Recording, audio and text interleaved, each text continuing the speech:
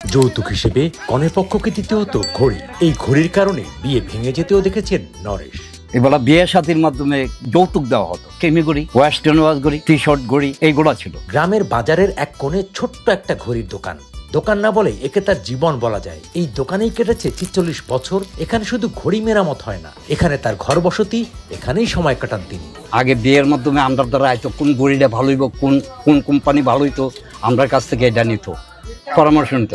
আমি নিজে গিয়েও কিনা দিছি। ইংল্যান্ড, জাপান, সুইজারল্যান্ড, বিশ্বের নামি ব্র্যান্ডের এমন কোনো ঘড়ি নেই যা তার হাতে পড়েনি। অথচ এখন বাজার ভরে গেছে সস্তা ডিজিটাল ঘড়িতে। মানুষ আর মেরামত করাতে আসে না, ১০০ থেকে ২০০ টাকার ঘড়ি চলে আসে। এখন তো ওইটা ওয়ান টাইম। এই যে দেওয়াল ঘড়ি দেখতেছেন, এগুলো ওয়ান টাইম, এগুলো কোনো কাজ চলে না। আর আগে যেগুলো ছিল বড় বড়, এগুলো করে আমরা কাজ করতাম। ঘড়ির ভিতরে পিতলের পার্টস, পিতল দিয়ে গড়ানো ঘড়ি তো এগুলা তখন খুব সুন্দর ছিল। এইবার ঘড়ির খুব মূল্যায়নও ছিল। নরেশ কখনো কাউকে শেখাননি এই কাজ। কেউ শিখতে চাইলে তিনি নিরুৎসাহিত করেছেন। তার মতে এই পেশায় আসা মানে ভবিষ্যৎ অন্ধকারে ফেলে দেয়া।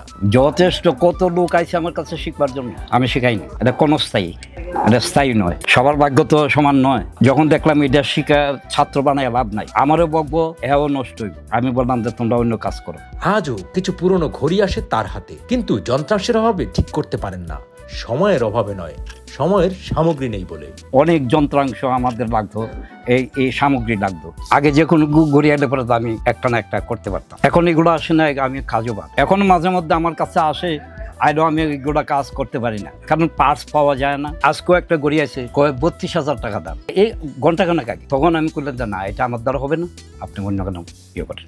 এক সময় ঘড়ি বিয়ের অন্যতম উপহার ছিল, কিন্তু এখন মানুষ কদরই করে না। এবেলা তো ঘড়ির খুব প্রচলন ছিল, খুব বেশি ছিল। আমার কাছে নিয়ে আসতো, কারণ আমি যখন একটি ঘড়ির কাজ করি তখন আমার কাছে নিয়ে আসতো। বিয়ের মাধ্যমে দেওয়া হইতো, বরে চাইতো।